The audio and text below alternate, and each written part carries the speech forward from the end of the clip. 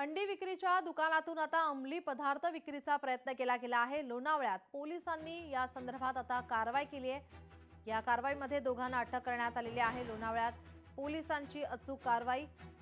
अंडी विक्रीच्या दुकानातून अंमली पदार्थ विक्रीचा प्रयत्न करण्यात येत होता।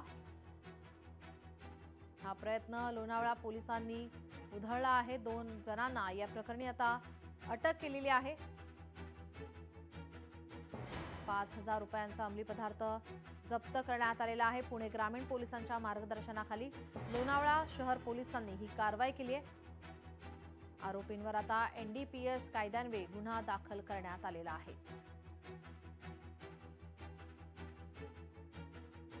लोणावळा शहर पोलीस स्टेशननी काल एक अंमली पदार्थ विरोधी कारवाई केलेली आहे।